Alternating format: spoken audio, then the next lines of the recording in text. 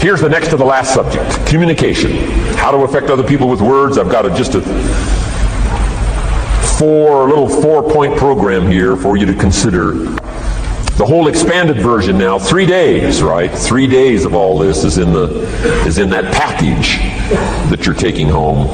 So this is called an abbreviated version of all the rest, this 1 day, video day. 4 steps to good communication. Here's number 1, first of all. Words can work miracles. That's why communication is so important. Words can work miracles. Words are powerful. Words are almost godlike. In fact, ancient script says the Word was God. God was the Word. Wow, words and God. I said to my Israeli audience last year, in the beginning, the story of creation is unique. It says, in the beginning, Jehovah God spoke and said what? Got some students here, I'm sure. In the beginning, Jehovah God spoke and said what? Let there be light. And what? There was light. Wow! Wow! It looks like words create light. Is that possible? I'm telling you it's possible. Humans can get pretty close. What if somebody can't possibly see how they could do well, how they could become successful, how they could transform their lives and their health, their future, and their finances, spiritually, and every other way? They can't see, and you come along and share your story, and maybe borrow some other stories. And by the time you get through with a good presentation to this person, they say, now I can see. Before you got here, I was blind. I was in the dark. And while you were talking, some things dawned on me. Is it possible to create light with human intelligence, with words? And the answer is, of course, of course. Here's part of the spectacular opportunity as a human being. One person talking to another. It's got so much power, so much potential. A mother talking to a daughter, a father talking to a son, salesperson talking to a client. Nothing more magical and powerful, awe-inspiring than words have the ability to dramatically affect people's lives and futures. So become a good communicator. Let me give you some good keys to good communication. Here's number 1, have something good to say. Communication starts with preparation. Getting ready to speak this year, getting ready to speak next year. Attend the classes, read the books. Have something good to say.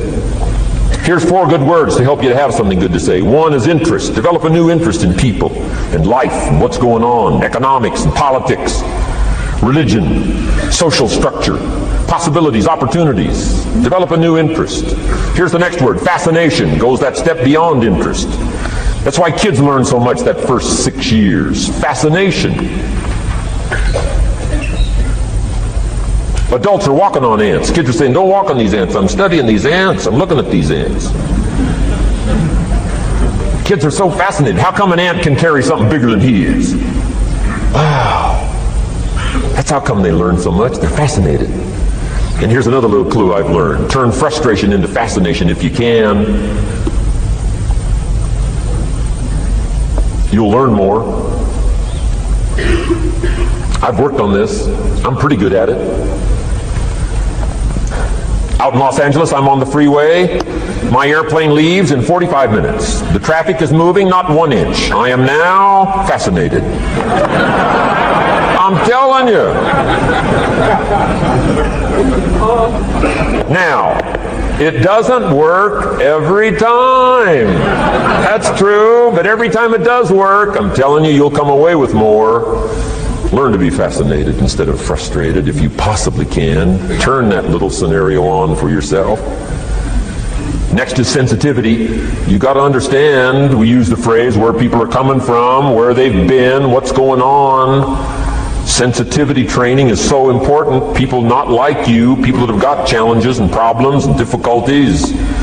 You got to do your best to be sensitive to other people, where they find themselves, the pit they might be in currently, what's going on. Be sensitive to that. Here's 2 of the greatest things said about Jesus. 1, it said he was touched. He was touched by where he found some people. He was touched by the misery he found some people in. He was touched, and here's the other word, he was moved, it said. He was moved, touched and moved. If you really want to communicate well, you got to be touched and moved. Not just by your own drama of life, but by the drama you know is going on in other people's lives. Sensitivity. How does an adult 40 talk to a child who's 12? You got to be sensitive. Not just to your current situation. One of the best ways to identify with a child who's 12 and you're 40 is remember when you were 12. Go back, remember the scenario and let it hit you again, let it touch you again. I don't have any problems with 12-year-olds. I remember almost every day of being 12. 12's a unique year. One, you're not 13. I mean, you know. If I heard it once, I heard it 100 times. Of course you can't go, you're not a teenager. Wow, I can't wait for this year to be finished. Remember, that's part of sensitivity. Remember. Apostle. One who became an apostle, leader of the Christians, was once Saul from Tarsus, hater and killer of the Christians. After he was converted, became a leader, became Paul apostle, revered. Why was he so effective in his language, in his ability to touch people with his words and with his presence? If you read part of the scenario of his history, he gave an account of his own life and said, here's why I think I'm so effective. I remember the pit I came from. Sure, they call me apostle, but I used to kill these Christians, and I never forget that. If I want to get in touch with other people's difficulty, I got to remember my own difficulty. Let it hurt again. That's what makes a good performance. A good actor, a good actress, the emotion close to the surface from the remembrance of things past, and then well-chosen words delivered with emotion, powerful. The last word is knowledge. You just got to go through exercises like this. Take the notes, work hard, roll up your sleeves, go to work. Gather the knowledge in journals, gather the knowledge in notebooks, gather the knowledge in a library and cassettes and videos and every other means. Gather knowledge. Don't be lazy in learning. A major part of communication is preparation. Now here's the next part of good communication. Say it well. One is having something good to say. Number two is saying it well. Let me give you a quick list on saying it well. Number one, sincerity. Best place to start if you want to communicate well is let your sincerity show. Next is repetition, the mother of skill. I've been at this 33 years. Someone says, well, you give a pretty good seminar. I should. 33 years? 33 years. Repetition. Next, brevity. Sometimes you don't need many words if you're totally sincere, I'm telling you. Jesus' presentation in gathering up his team called disciples was fairly short. He just walked around the countryside, took a look at somebody and said, you follow me. That's brief. I mean, you know, that's short. Now, why could he get by with such few words? And this takes care of a lot that I've tried to share with you today called personal development. Here's why I think Jesus could get by with such few words. For all that he was that he didn't have to say. Take that scenario home. For all that I am that I don't have to say. Just a few words could be dynamic in affecting someone else's life. A child, a business colleague, a sales client. Next, vocabulary. Got to work on your vocabulary. Some of my friends took a survey among prisoners working on some rehabilitation program. They weren't particularly looking for this, but here's what they found. There's definitely a relationship between vocabulary and behavior. And here's what they found out. The more limited the vocabulary, the more tendency to poor behavior.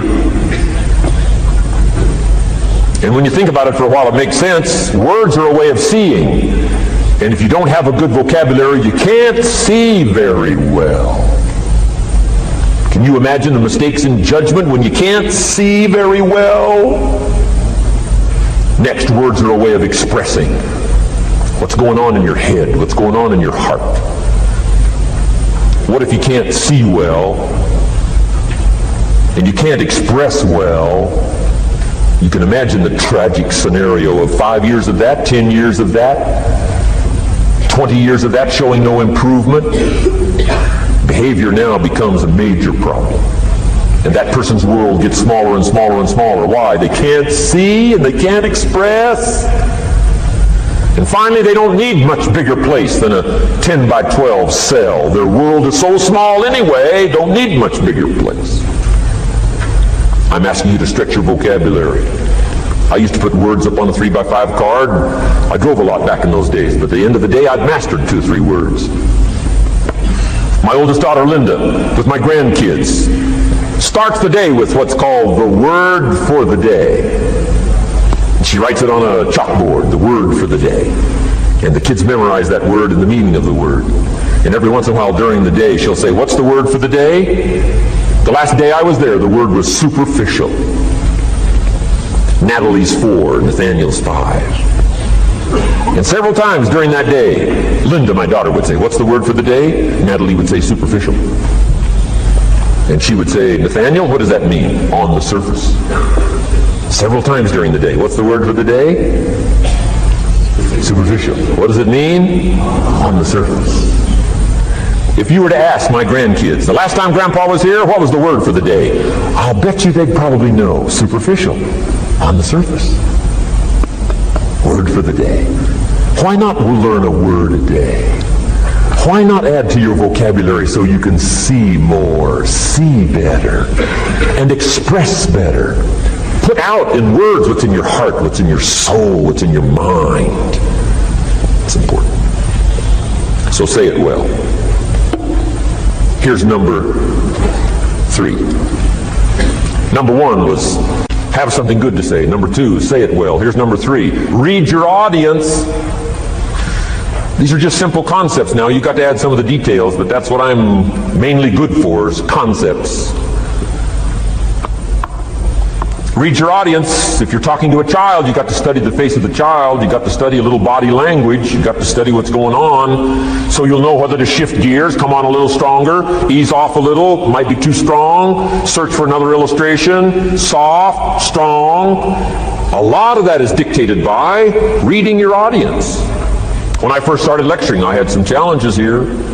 I was so absorbed in my notes, lecturing like this. I'm telling you, in those early days, the audience could have left and I'd have kept right on going.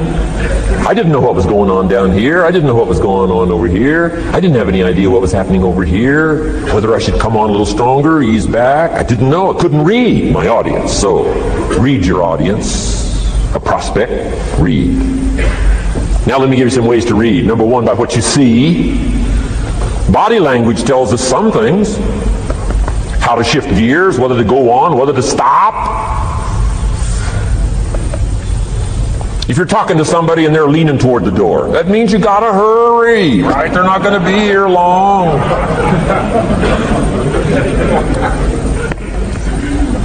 Body language.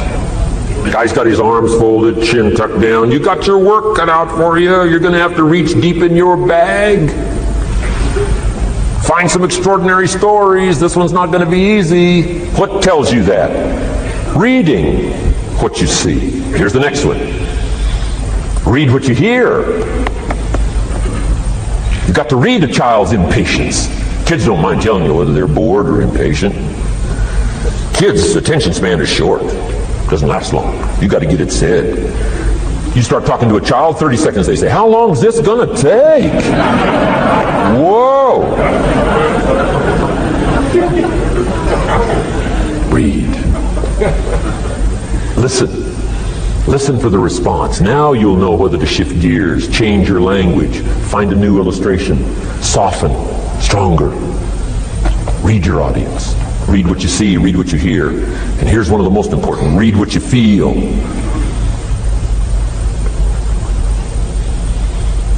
Now, women are probably better at this than men when it comes to picking up emotional signals. Men, they can see, and men, they can hear. But it takes a little training for a man to pick up those emotional signals that are so important so you don't say the wrong stuff. Because it's so easy to make a mistake in language.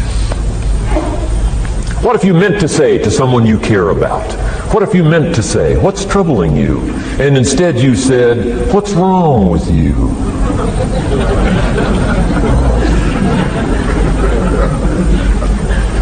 Communication.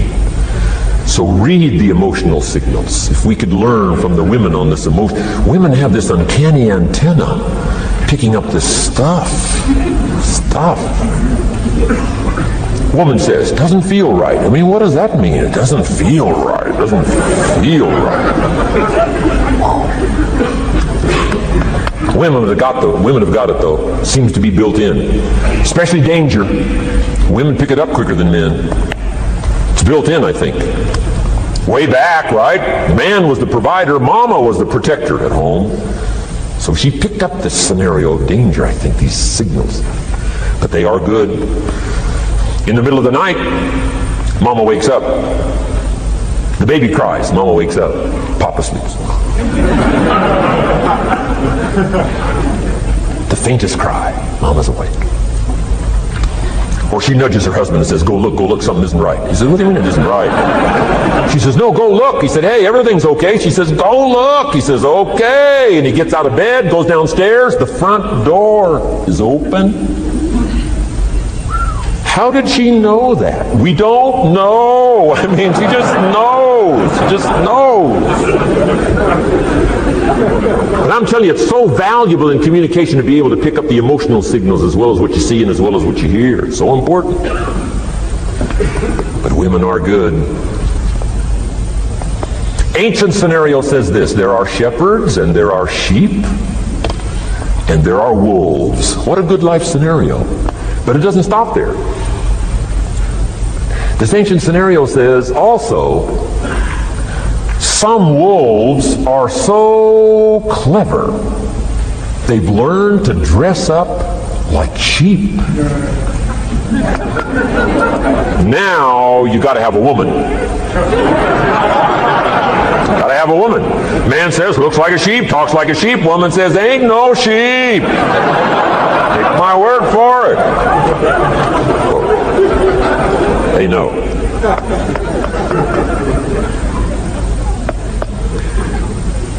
Read. Pick up the signals. Don't ignore the signals. Develop this personal development scenario, communication, financial independence, and all the rest. Now here's the last part. Intensity. Words mixed with emotion. Words mixed with hate. Words mixed with love. Words mixed with faith. Words mixed with courage. That's what's powerful. Words have a certain effect, but words loaded with emotion have an incredible effect. If I had a little straight pin, a guy buys a shirt, it's got all these little pins in it. I take out all these pins. If I took one of those little straight pins and I threw it at you, and let's say it reached you and hit you in the face or hit you in the hand, you'd feel it. This little straight pin, you'd feel it. That means I got you with my words. But what if I took that little straight pin and wired it to the end of an iron bar, about that long? See, I could drive that pin through your heart. The pin is the words, the iron bar is the emotions. The emotions. Here's the best I could share with you. Put more of you into what you say. Don't be casual in language. Don't be casual in words. Casualness leads to casualties on the freeway and in communication. Don't be lazy in learning good communication. And put more of you. Now here's the last thought. The emotions must be measured. It can't be too much for the occasion if it's not called for. In leadership we teach, don't shoot a cannon at a rabbit. It's effective, but you got no more rabbit.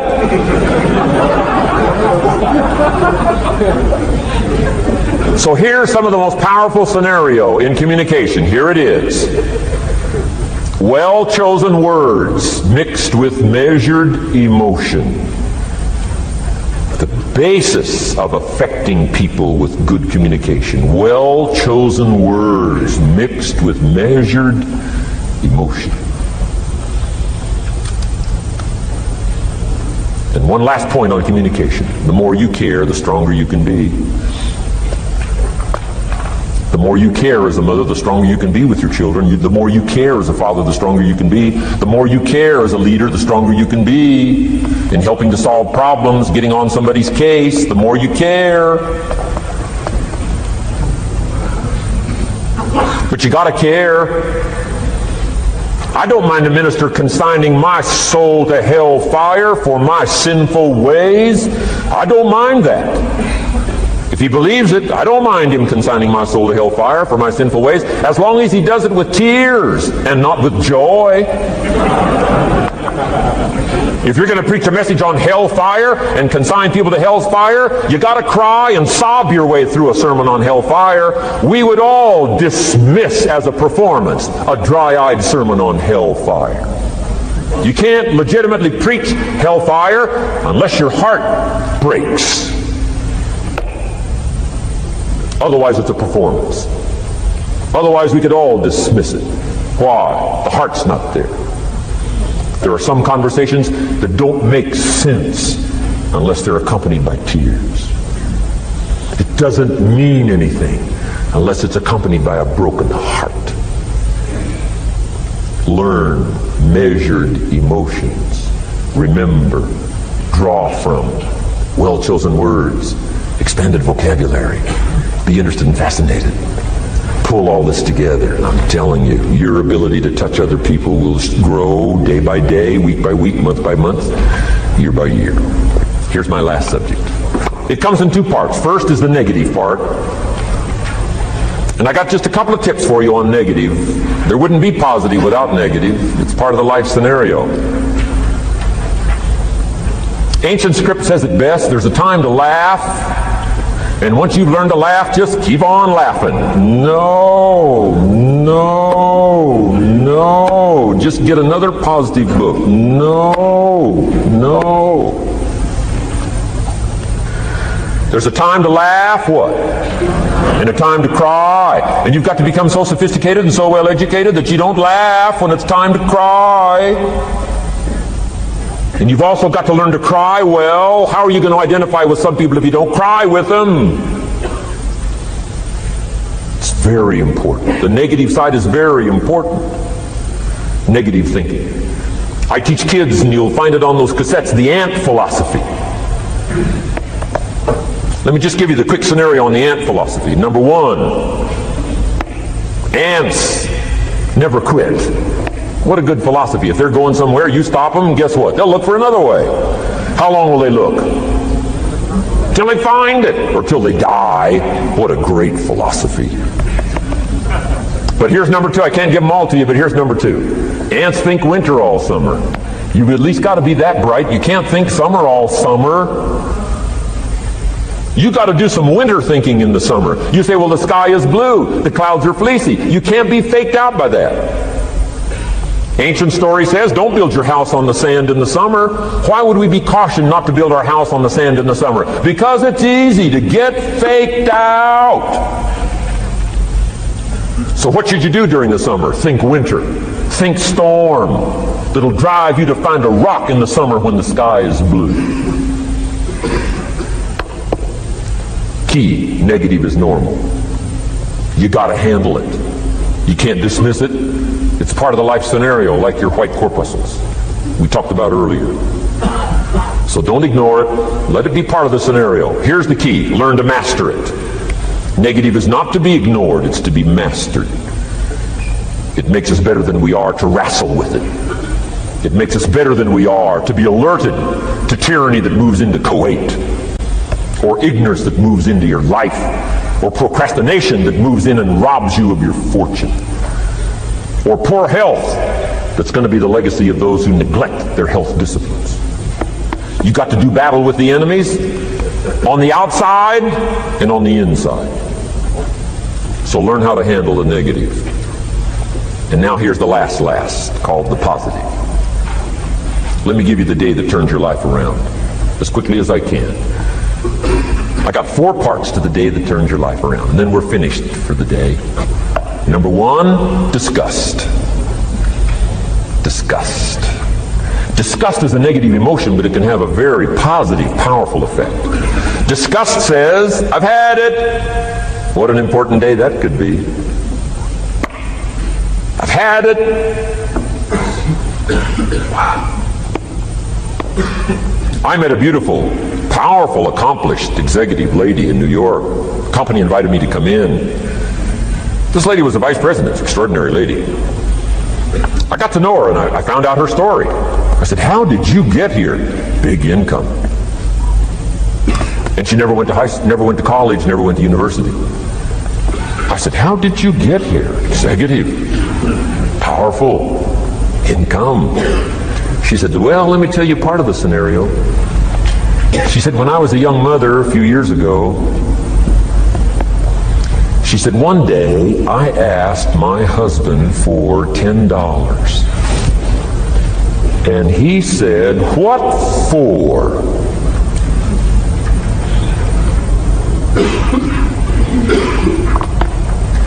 She said, before that day was over, I decided I would never, ever ask again. She said, I started studying opportunity, found it, took the classes, put myself through the schools, did the scenario. Now I'm vice president. I make a lot of money. And she said, I kept my promise. I've never, ever had to ask again. It's called a life-changing day. The day you say, enough is enough. Now, if you can add an act to your disgust, it helps. The man takes a shotgun to his car, blows out every window, destroys every tire, puts 100 rounds in it, and says, I've driven this embarrassing thing for the last time. And then he saves it. He saves it. And later when somebody says, how did you become rich and powerful? He says, let me show you this car. One day I'd had it up to here, I blew it to smithereens. Enough is enough. Powerful. Here's the last three. Next is decision. Decision making is a life-changing day. If you went home today and in the next few days cleaned up a list of decisions, it could furnish enough inspiration for the next 5 years, 10 years. What an inspiring day, the day you can bring yourself to decide. And here's the third one, desire, wanting to bad enough. Who knows the mystery of that? We don't know. But here's something I do know. Sometimes desire waits for a trigger, waits for something to happen. Who knows what the happening may be? A song, the lyrics, a movie, the dialogue, a seminar, a sermon, a book, an experience, confrontation with an enemy, a conversation with a friend who finally levels with you. Whatever the experience it is, it's so valuable. And here's my best advice. Welcome all experiences. You never know which one is going to turn everything on. Don't put up the walls. The same wall that keeps out disappointment keeps out happiness. Take down the walls. Go for the experience. Let it teach you. And here's the last one. Resolve. Resolve says I will. Two of the most powerful words in the language. Benjamin Disraeli said, nothing can resist a human will that will stake its existence on its purpose. Shortly put, I'll do it or die. Best definition of resolve I got from a little junior high girl, Foster City, California. I'm going through some words one day. I got to this one and I asked the kids, who can tell me what resolve means? Some didn't know, some tried. Interesting. The last one was the best. Little girl about 3 rows back, she said, I think I know, Mr. Rohn. I said, what? She said, I think resolve means promising yourself you will never give up. I said, that's the best I've ever heard. She's probably giving seminars somewhere today, right? I mean, that's the best I've heard. I asked the kids, how long should a baby try to learn how to walk? How long would you give your average baby? Before you say, hey, enough's enough. No. Any mother in the world would say, you're crazy. My baby is going to keep trying what? Until. What a magic word. I want you to write it down. Until. promise yourself you'll read the books until your skills change. You'll go to seminars until you get a handle on it. You'll listen to it until it makes sense. You'll go for it until you understand it. You'll practice it until you develop the skill. Never give up until, however long that is, step by step, piece by piece, book by book, word by word, apple by apple, walk around the block, walk around the block. Go for it. Don't miss the chance to grow, and resolve that you'll pay the price until you learn, change, grow, become. Then you'll discover some of life's best treasures when you pay that price. Now here's my last word to you. As leaders in the community, I'm sure you are. Parents, the greatest challenge of leadership is parenting. Whether you're in sales or management, wherever I found you today, I want to give you, from my heart to you, what I wished you would do from this seminar today. And if I've inspired you to do this part here, among all the other things I've talked about, I would have considered it worthwhile to leave my family, fly away from my home, drop down into Fort Worth, Dallas, and spend one of my very precious days with you. If I can accomplish this, it'll all be worthwhile. It comes in two parts, and here it is. One, learn to help people with their lives, not just their jobs. Learn to help people with their lives, not just their skills on the job. Touch people with a book, touch people with a poem, touch people with some words. Don't fail to say something that could be meaningful. Help people with their lives, help them set their goals. Help them with their dreams, help them with the future, help them with errors, help them with mistakes. Help people. Help your kids not just get along, not just hang in there, not just try to hold the family together. Try to build lives with communication, build lives with setting goals. Help your kids with their lives, not just their homework, their lives. And here's my last one for you personally, because I'm probably one of the best examples of this standing before you in this auditorium today. Here it is. Ancient script says, if you work on your gifts, they will make room for you. If you work on your gifts, they will make room for you. Wow. Look where my gifts have brought me today, to this room. A chance to invest in this many lives.